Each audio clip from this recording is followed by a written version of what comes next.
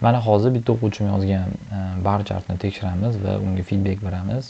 Nima qilib yaxshiroq balga yozish mumkinligini, nimalar ustida ishlash kerakligini va bu yozilgan bar chart necha balga loyiqligi haqida gapirib o'tib ketaman. Boshqalarda ham shunaqa muammo bo'lishi mumkin. Ular ham ko'rsa ancha foydasi tegadi. Shuning uchun baribir tekshirishga ketadigan 10 minut vaqtni ichida shuni rekord qilib kanalga tashlab qo'ymoqchiman. Hop, boshladik. Introductiondan boshlaymiz. The bar chart compares the percentage of milk export from European countries changed between bo'ldi. Shu yerda xato ketdi. Compares bilan bu yerda changed degan strukturani ishlatib bo'lmaydi. U qanaqa yozsa bo'lardi? The bar chart illustrates how the percentage of milk export deganda shunda to'g'ri yozilgan bo'lardi. Masalan, mana to'g'rilab o'tib ketamiz. Boshiga the bar chart illustrates how the percentage of milk export from 3 European country. Bitta percentage ham noto'g'ri qo'ygan o'quvchi. Percentage of, ya'ni foizda berilmagan, e'tibor qarataylik.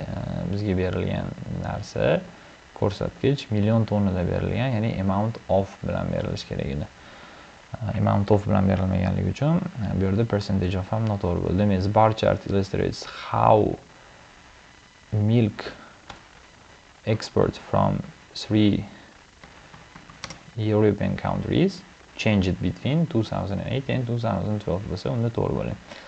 Bo'ldi. Introduction ikkinchi versiyada to'g'ri bo'ldi. Shunaqa sodda yozib qo'ysa ham bo'ladi introductionni. Unda katta emphasis berish shart emas. Overalldan davom etamiz. Overall, the percentage of milk export in Russia increased significantly. Russia increased significantly. O'sib turib, keyin tushgan. Hop, shu significantly degan so'zga qo'shilmayman, chunki boshida significantly o'sib turib, keyin tushganda общий anaqasi darajasi uncha katta o'sish bo'lmagan. While Z of Italy, shu yerda yaxshi narsa ishlatibdi. Buni yaxshi anaqa bilan belgilab qo'yamiz. Shows a moderate figure. Past simple da bo'lish kerak. Hop, Italiyaniki moderate bo'lgan. O'rtacha bo'lgan demoqchi. Okay. Meanwhile, the percentage of milk exports Poland the lowest. Bitta toza grammatik xatoga yo'l qo'yilgan. Milk eksportini foizi eng past demoqchi bo'lgan Polshada, lekin grammatik bu narsa noto'g'ri yozilgan. In contrast, nima uchun in contrastdan boshlanyapti? In contrast teskarisi degani, ya'ni yozilayotgan narsamizga teskari narsa bo'lishi kerak. Ikkinchi ba'dida ishlatsa bo'lardi. Percentage har doim z bilan birgalikda kelishi kerak va percentage bitta ishlatib bo'lmaydi. Hop, bu yerda yaxshi struktura ishlatibdi. Highest pointni mention qilish uchun endi remained significantly lower. Italy achieved success with rise. Achieved success bu umuman task 1 ga to'g'ri kelmaydi. Bunaqa narsalarni ishlatmasligimiz kerak. Bu bizning shaxsiy fikrimiz hisoblanadi. Bu umuman ishlatilmaydi task 1 da. Figure for Poland stayed comparatively lower. With regard to Russia, percentage, yana percentage of milk export noto'g'ri bo'ladi. This figures then rose sharply to a peak of. Shuni boshqacharoq bersa yaxshi bo'lardi. Rose sharply, virgul, reaching a peak of deb turib. However, it fell slightly. It bitta noto'g'ri reference bo'lgan. It bilan peak nazarda tutilyapti bitta, lekin o'quvchi it bilan this figure ni nazarda tutyapti.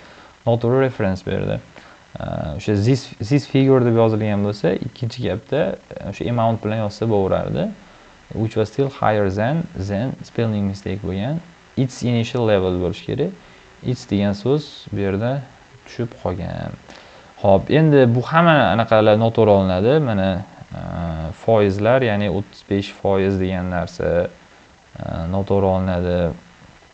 12% degan narsa noto'g'ri olinadi. 23% degan narsa noto'g'ri olinadi. 15, 10, 12%. Hamma bu foiz ko'rsatkichlari qatnashgan gaplar noto'g'ri olinadi va bu task response-ga, ya'ni biz bu taskni qanchalik darajada tushunib, qanchalik darajada yozib bera olishimizga ta'sir qiladi.